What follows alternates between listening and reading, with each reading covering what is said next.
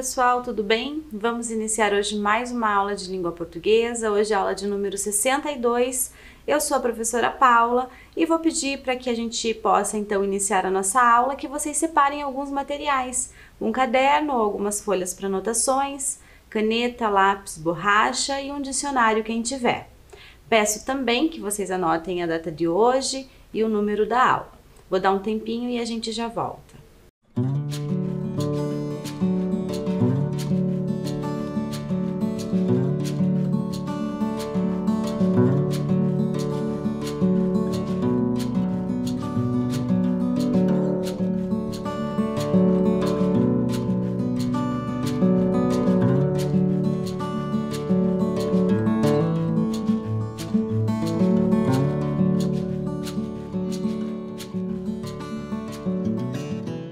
Muito bem, com tudo organizado, podemos então iniciar a nossa aula relembrando o que nós vimos lá na aula anterior, certo? Então, na nossa aula anterior, nós fizemos a leitura do conto da Clarice Lispector chamado Tentação.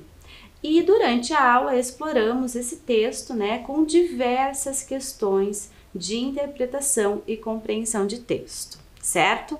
E para a nossa aula de hoje, nós vamos então continuar trabalhando com o texto Tentação, de Clarice Lispector, mas antes da gente retomar a leitura dele e iniciar o nosso trabalho, as atividades, eu quero relembrar um pouquinho a respeito desse gênero textual.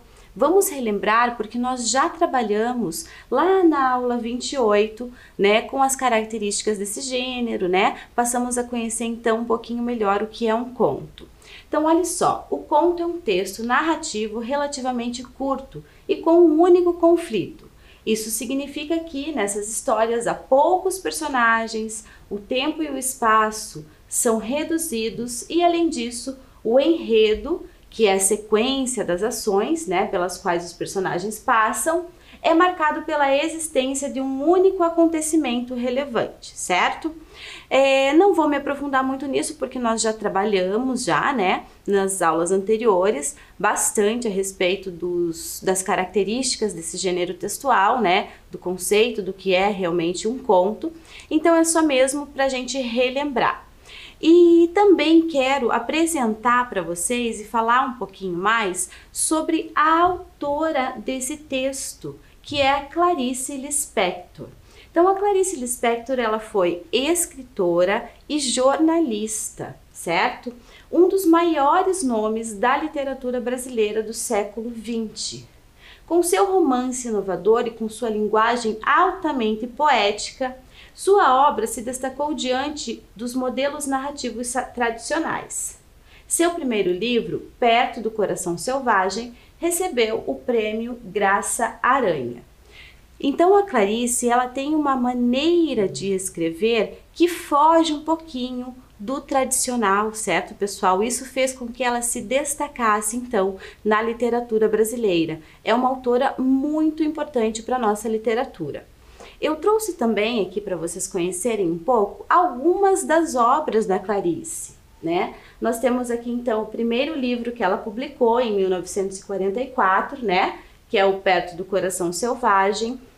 Ela também publicou alguns livros de literatura infantil, O Mistério do Coelho Pensante, que foi publicado em 1967. Esse foi o seu primeiro livro de literatura infantil. Temos também ali, o Felicidade Clandestina, que é um livro de contos, publicado em 71, e A Hora da Estrela, que foi a última obra da Clarice publicada em vida, enquanto ela ainda era viva, certo? Clarice morreu em 77, então no mesmo ano em que essa obra foi publicada. Então essa foi a última obra dela, que foi publicada ainda enquanto ela era viva, ela estava viva. Muito bem, pessoal. E eu quero chamar a atenção para vocês também em relação a esse livro, que é o Felicidade Clandestina, O texto que nós estamos trabalhando, que é o conto Tentação, ele está presente dentro desse livro. Além desse conto, existem outros contos também dentro desse livro, que é o Felicidade Clandestina. Agora a gente vai retomar então, vamos reler o texto para a gente lembrar um pouquinho da narrativa e continuar explorando esse texto, trabalhando com ele, certo? Vamos lá então. Ela estava com soluço, e como se não bastasse a claridade das 2 horas, ela era ruiva. Na rua vazia, as pedras vibravam de calor. A cabeça da menina flamejava. Sentada nos degraus de sua casa, ela suportava. Ninguém na rua, só uma pessoa esperando inutilmente no ponto do bonde.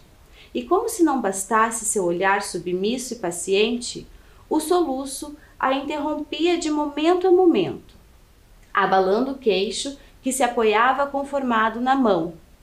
Que fazer de uma menina ruiva com soluço? Olhamo-nos sem palavras, desalento contra desalento.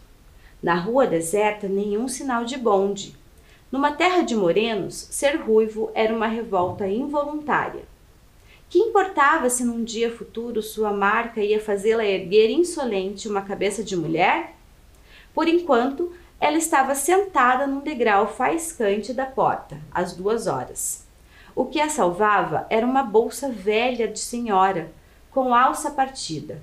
Segurava-a com um amor conjugal já habituado, apertando-a contra os joelhos.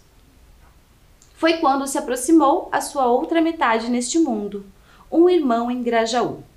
A possibilidade de comunicação surgiu no ângulo quente da esquina, acompanhando uma senhora e encarnada na figura de um cão.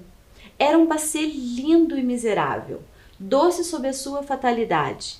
Era um bacê ruivo. Lá vinha ele trotando à frente de sua dona, arrastando seu comprimento, desprevenido, acostumado, cachorro. A menina abriu os olhos pasmada. Suavemente avisado, o cachorro estacou diante dela. Sua língua vibrava. Ambos se olhavam. Entre tantos seres que estão prontos para se tornarem donos de outro ser, lá estava a menina que viera ao mundo para ter aquele cachorro. Ele fremia suavemente, sem latir. Ela olhava-o sob os cabelos, fascinada, séria. Quanto tempo se passava? Um grande soluço sacudiu-a desafinado. Ele nem sequer tremeu. Também ela passou por cima do soluço e continuou a fitá-lo. Os pelos de ambos eram curtos, vermelhos. Que foi que se disseram? Não se sabe. Sabe-se apenas que se comunicaram rapidamente, pois não havia tempo. Sabe-se também que sem falar eles se pediam. Pediam-se com urgência, com encabulamento, surpreendidos. No meio de tanta vaga impossibilidade, de tanto sol, ali estava a solução para a criança vermelha. E no meio de tantas ruas a serem trotadas, de tantos cães maiores, de tantos esgotos secos, lá estava uma menina, como se fora carne de sua ruiva carne. Eles se fitavam profundos, entregues, ausentes de Grajaú. Mais um instante e o suspenso sonho se quebraria, cedendo talvez à gravidade com que se pediam. Mas ambos eram comprometidos. Ela com sua infância impossível, o centro da inocência que só se abriria quando ela fosse uma mulher. Ele com sua natureza aprisionada. A dona esperava impaciente sobre o guarda-sol. O bacê ruivo, afinal, despregou-se da menina e saiu sonâmbulo. Ela ficou espantada, com o acontecimento nas mãos, numa mudez que nem pai nem mãe compreenderiam. Acompanhou com os olhos pretos que mal acreditavam, debruçada sobre a bolsa e os joelhos, até vê-lo dobrar a esquina. Mas ele foi mais forte que ela. Nem uma só vez olhou para trás. Relembraram então da narrativa, da história? Na aula anterior, nós então trabalhamos com algumas questões para compreender melhor o texto, né? Entender melhor o que a autora traz para a gente por meio desse texto, ok? Nessa aula, o nosso foco vai ser um pouco diferente, a gente vai trabalhar um pouco mais com a narrativa em si, a construção da narrativa, os elementos narrativos, certo? Vamos iniciar então com a nossa primeira questão. O conto é uma narrativa com poucos personagens. No conto de Clarice, temos como personagens principais a menina e o cachorro. Em relação às características deles, marque a opção correta. Letra A. Ambos são ruivos e solitários. Letra B. A menina é ruiva, solitária e diferente. Letra C. A menina é ruiva, submissa e revoltada.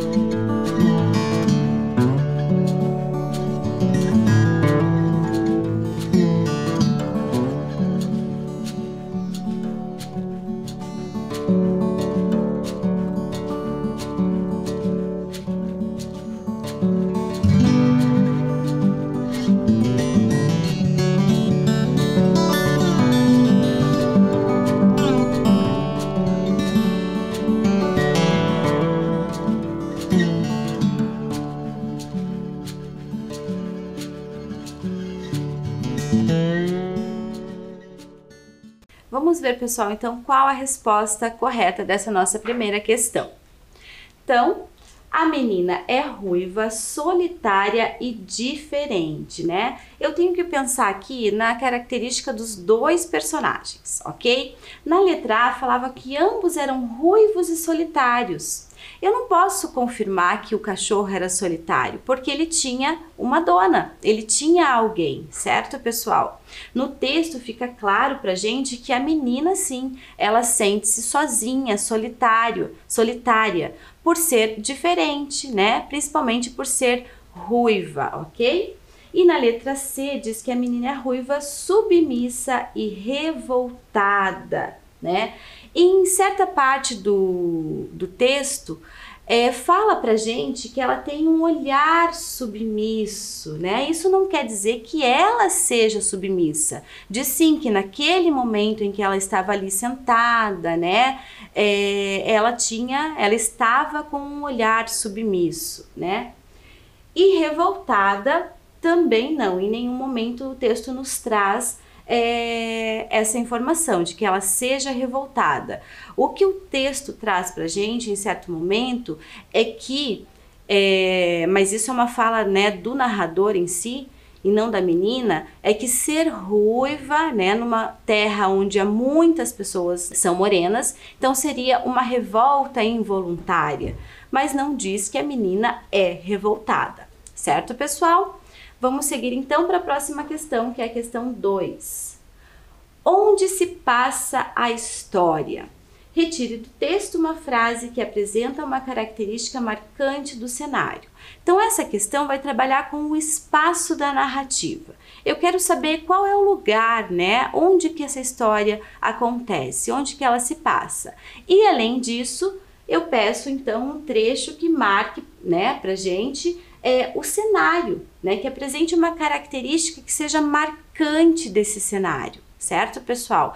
Eu vou deixar então esse trecho do texto, né, aí do ladinho para vocês lerem com calma em casa. Nesse trecho você vai encontrar o lugar onde a narrativa se passa e também um trecho marcante que revela pra gente o cenário da narrativa.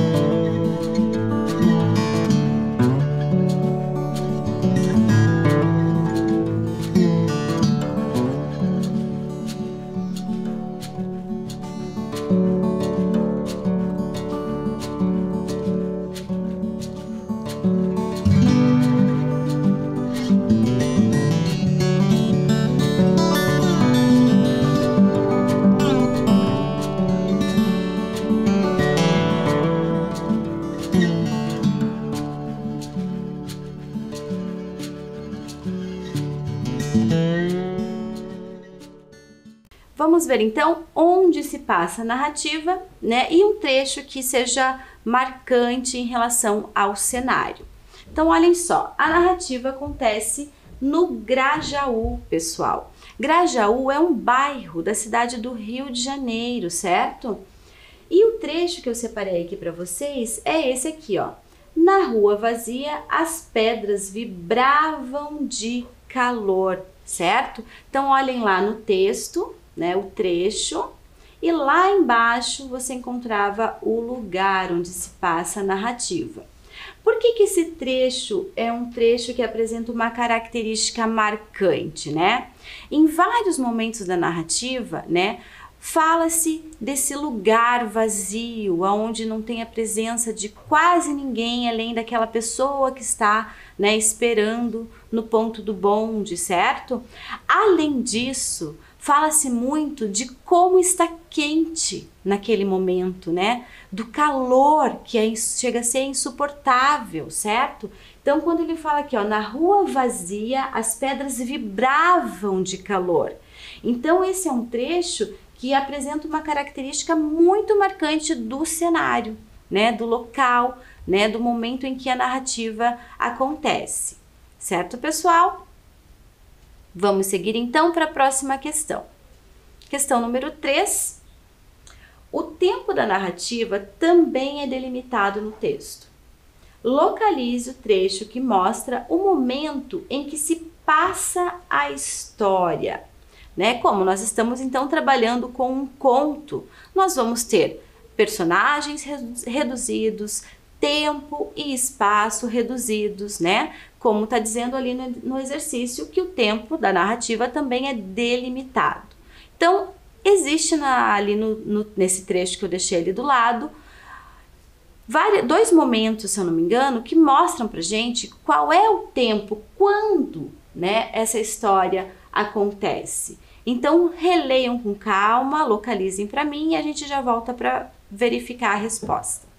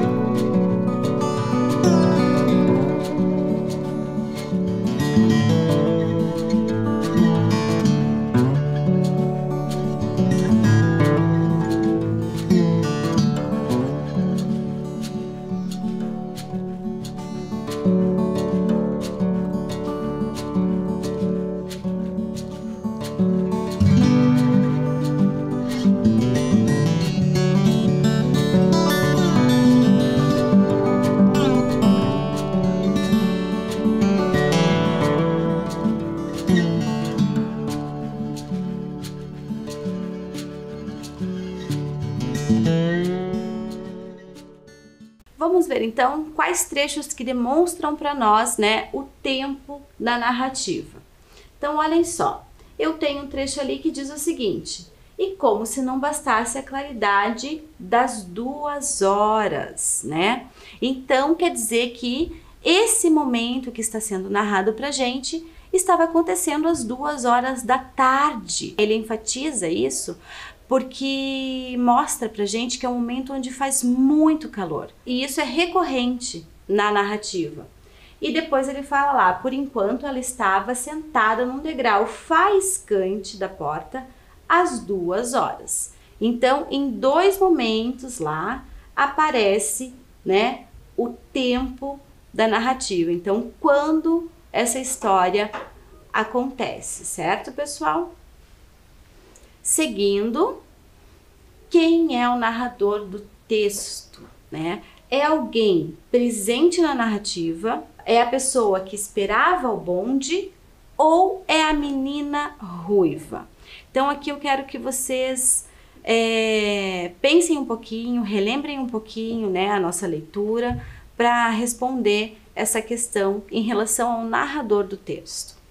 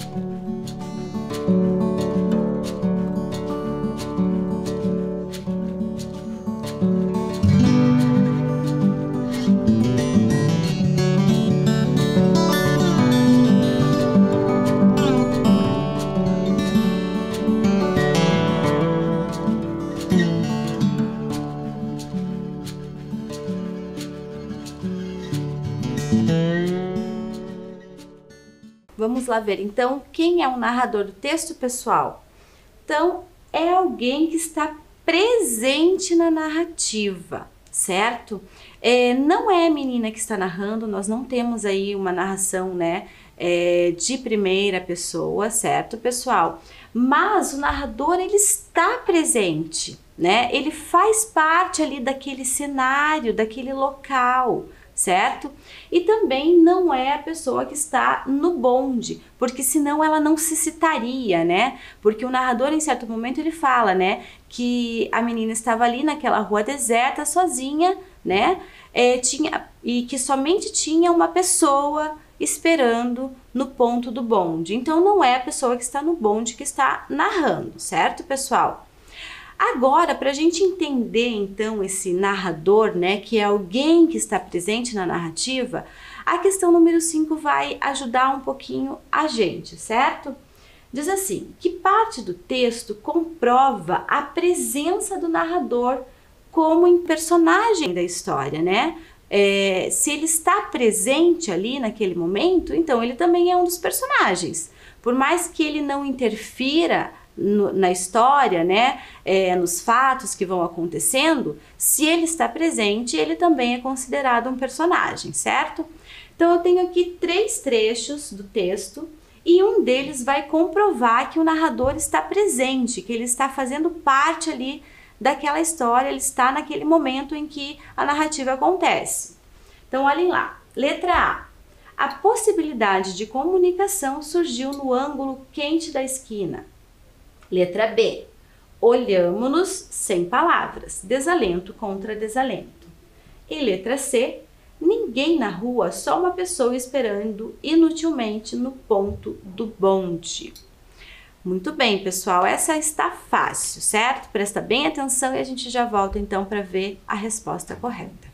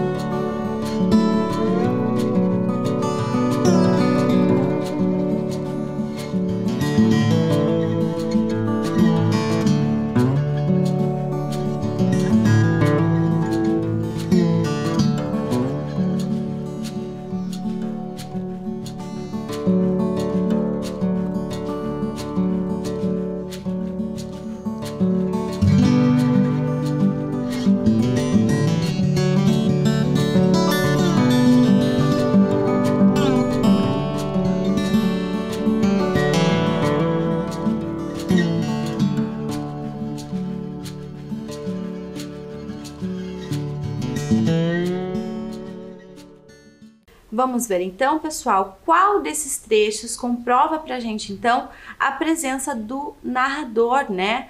Durante a presença dele como um dos personagens. Então, olhem só, aí é a letra B, quando ele diz: olhamo-nos, sem palavras, desalento contra desalento. Então, nesse momento, né, o narrador, né, olhou para a menina e a menina olhou para o narrador. Os dois se olharam, certo? E aí ele ainda fala desalento contra desalento. Aqui, os dois acabam, inclusive, se identificando pelo olhar, né? A menina estava lá sentada e desanimada, assim como também o narrador, do mesmo jeito, certo, pessoal? Então, na questão 5, a resposta correta seria a letra B.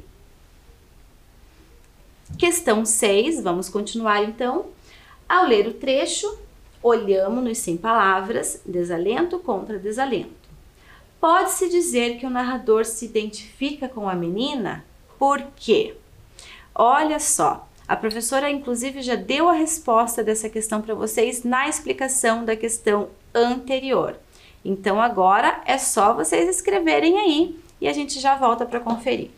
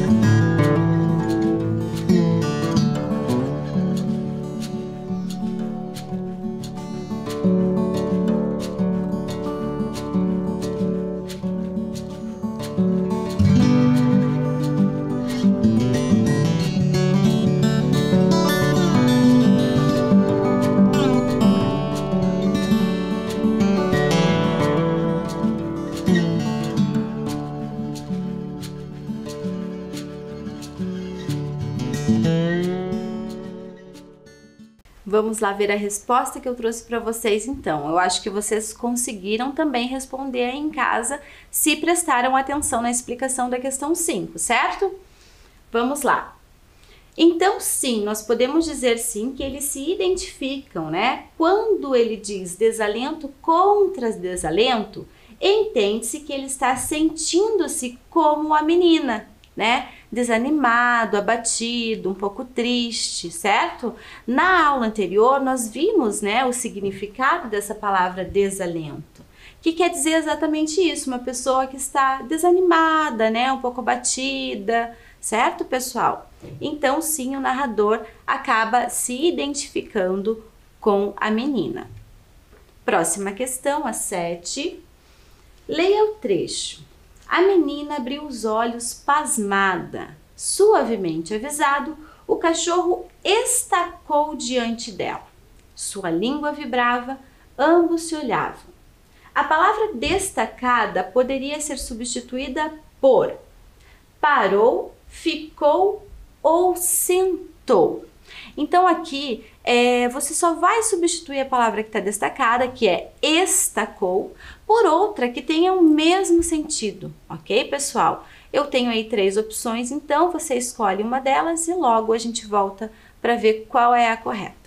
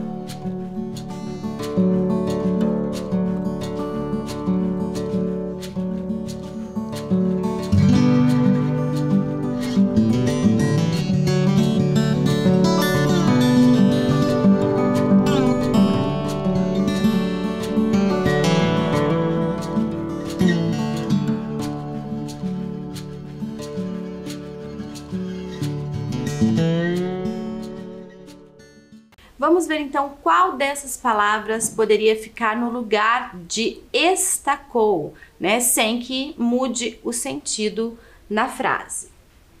Seria então parou, né? Então, ó, o cachorro parou diante da menina, certo? Ele estava andando com a sua dona, de repente ele estacou, ele parou diante da menina e os dois começaram então a se olharem, certo? A se comunicar pelo olhar. Muito bem. Para seguir a nossa aula, eu quero relembrar também com vocês um pouquinho sobre o enredo, certo, pessoal?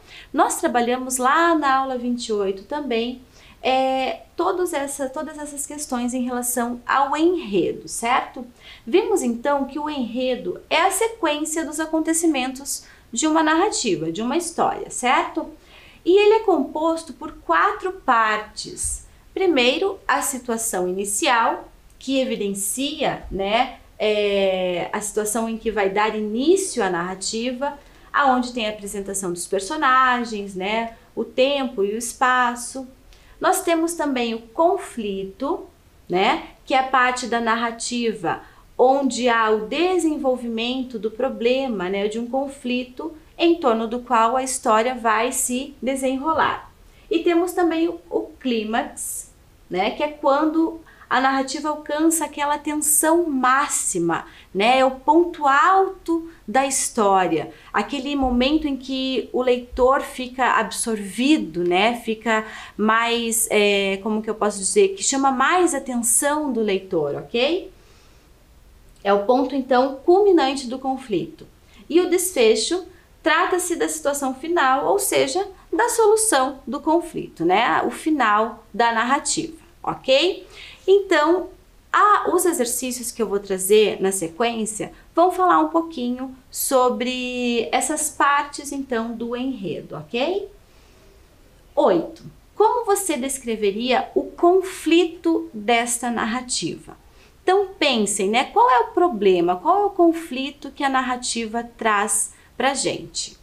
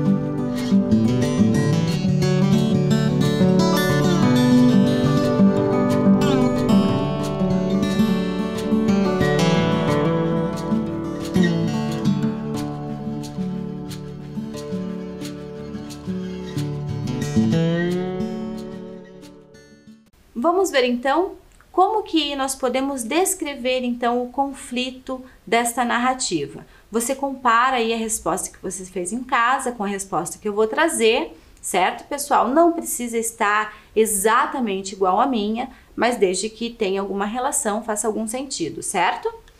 Vamos lá.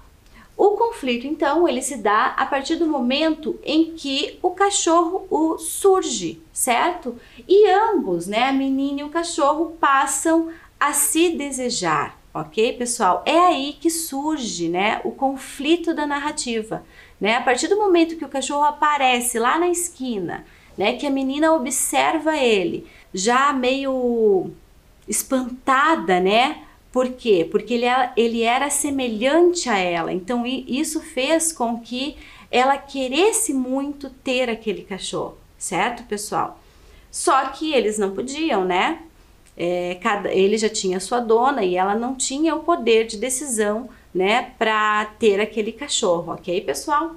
Então, é nesse momento, então, que se dá o conflito da narrativa.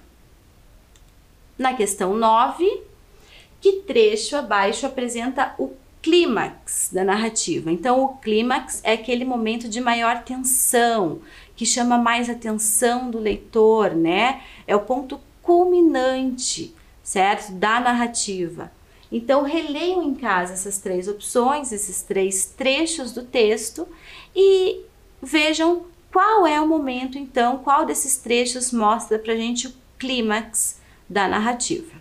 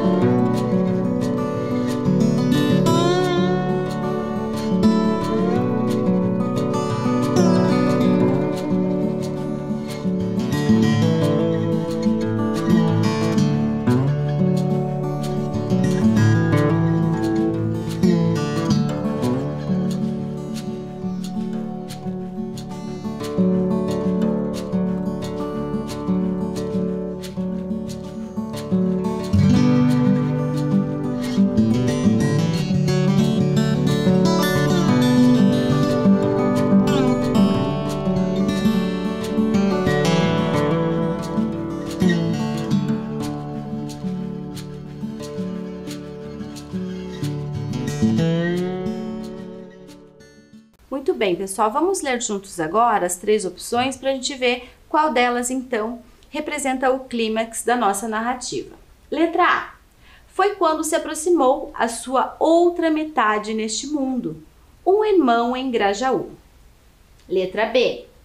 Eles se fitavam profundos, entregues, ausentes de Grajaú. Letra C. A dona esperava impaciente sobre o guarda-sol. O bacê ruivo, afinal, despregou-se da menina e saiu sonâmbulo. Então, vamos analisar cada uma das questões. Na letra A, diz que é o momento em que o cachorro se aproximou, o cachorro apareceu, né? Ali na rua com a sua dona, certo, pessoal? Então, nesse momento, na verdade, é quando surge o conflito da narrativa, não é o momento do clímax, certo? A letra B, eles se fitavam profundos, entregues, ausentes de Grajaú. Então, esse é aquele momento em que o cachorro já estava parado na frente da menina e os dois estavam ali se olhando profundamente, como se nada mais estivesse acontecendo, como se a dona dele não estivesse ali. Eles estavam ausentes daquele lugar, certo? Como se estivessem hipnotizados. Então, esse é o momento do clímax da narrativa, pessoal. E na letra C, a dona esperava impaciente sob o guarda-sol, o bacê ruivo, afinal, despregou-se da menina e saiu sonâmbulo. Então, nesse momento aqui, é um momento quase que vai dando início ao desfecho, né, da narrativa. Quando o cachorro, então, passa a seguir a sua dona e sai caminhando, certo, pessoal? Muito bem. A última questão da nossa aula vai falar então sobre o desfecho, né? O desfecho geralmente vem com a solução do conflito. De que forma isso acontece na narrativa? Então, como se dá o desfecho nessa nossa história, pessoal?